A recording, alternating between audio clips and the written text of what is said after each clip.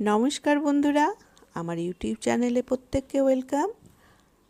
আমরা রোজ রোজ ভাবি এমন কোন খাবার দিলে বাচ্চারা দেখলেই খুশি হবে আর যেটা হবে ভীষণই হেলদি। সেই রকমই রেসিপি নিয়ে আজকে আমি আপনাদের সাথে শেয়ার করব। দেখুন কেমন সুন্দর হয়েছে দেখতে। এটা কিন্তু ভীষণভাবে হেলদি হয়ে থাকে আর ঘরের সামান্য উপকরণ দিয়েই কিন্তু আপনি বানিয়ে নিতে পারবেন এরকম একটা বাচ্চাদের মন পছন্দ, শুধু বাচ্চা কেন ঘরের প্রত্যেকের পছন্দ হবে এই রেসিপিটা।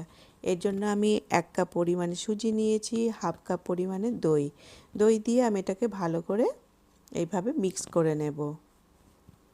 এমনিতে দই সুজি আমাদের হেলথের জন্য খুব ভালো হয়ে থাকে।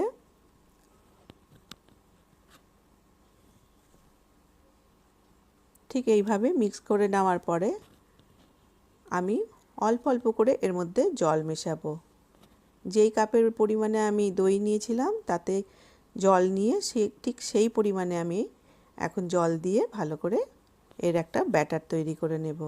মনে হয়েছে আর একটু জলের দরকার ছিল, তাই আমি আরেকটু জল মিশালাম।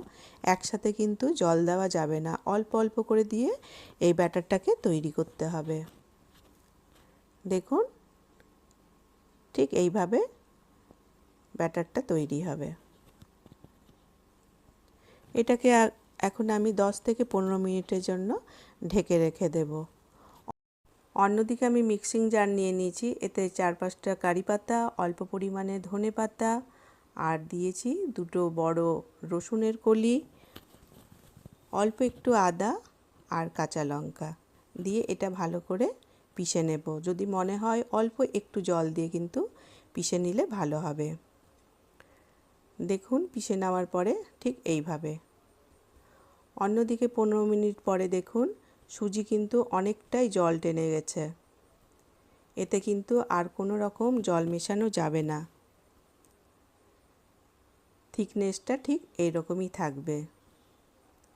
অন্যদিকে আমি বাঁধাকপি গ্রেট করে রেখেছিলাম, সেটাকে এর মধ্যে দিয়ে দিলাম, স্বাদ মতো লবণ দিয়েছি, একটু চাট মশলা দিয়ে দিয়েছি আর দিয়ে দিলাম পিষে রাখা ধনেপাতা, কারি পাতা, কাঁচা লঙ্কা, রসুন এবং আদার পেস্টটি। এতে যে একটু সামান্য একটু জল দেওয়া আছে তাতে কিন্তু এই ব্যাটারটা পুরো পারফেক্ট তৈরি হবে। দিয়ে এটা ভালো করে মিক্স করে নেব। এটা দেখতে কিন্তু ভীষণই সুন্দর হয়ে থাকে আর খেতে কিন্তু ততটাই লোভনীয়।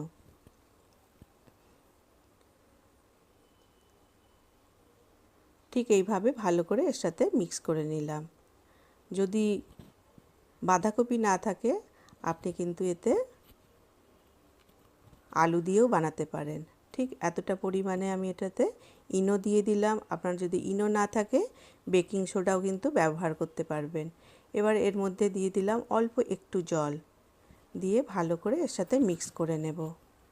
মিক্স করে নেওয়ার পরে দেখবেন এটা ভীষণই হালকা হয়ে যায় আর এটা সাথে সাথে বানালে কিন্তু রেসিপিটা হবে পুরো পারফেক্ট।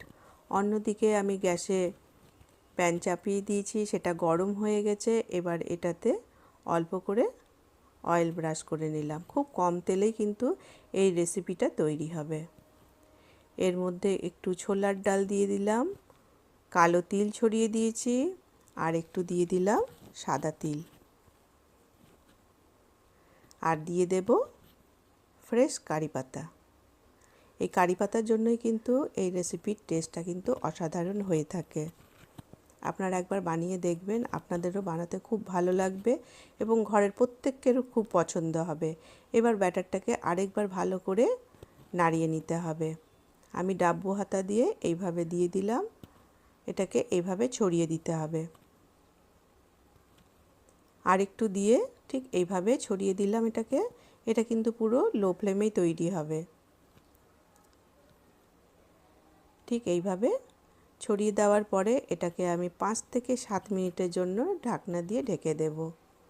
7 মিনিট পরেই দেখুন ওপরটা এইভাবে ড্রাই হয়ে যাবে। দেখুন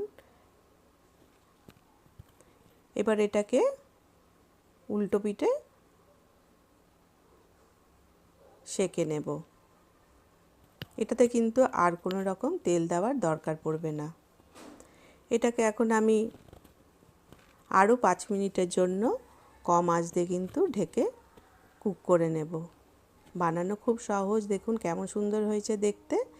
এটাকে আমি 5 মিনিটের জন্য এখন ঢেকে রেখে দিলাম, পুরো কম আঁচেই আছে। এটাকে কিন্তু একদম ফ্লেম বাড়ানো যাবে না। পুরো রেডি হয়ে গেছে। একটি প্লেটে আমি এটাকে এখন সার্ভ করে নেব। বাচ্চারা যতটা খুশি হবে খেয়ে, ততটা ঘরের লোকেরাও কিন্তু খেয়ে খুব খুশি হবে। এই ব্যাটারটাকে আপনি বানিয়ে ফ্রিজেও রেখে দিতে পারেন, যখন মন হবে আপনি তখনই বানিয়ে বাচ্চাদেরকে টিফিনে কিংবা সকাল সন্ধ্যা বানিয়ে দিতে পারবেন। তা আপনাদের যদি এই রেসিপি যদি ভালো লেগে থাকে তাহলে কিন্তু একটি লাইক দেবেন। আর যারা আমাকে সাবস্ক্রাইব করে রেখেছেন তাদেরকে অসংখ্য ধন্যবাদ। দেখুন কেমন সুন্দর হয়েছে। এর মধ্যেই আপনারা একবার বানিয়ে দেখবেন।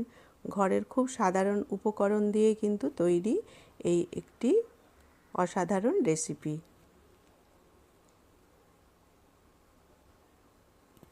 তো আজ এই পর্যন্ত। সকলে ভালো থাকবেন। Bye bye.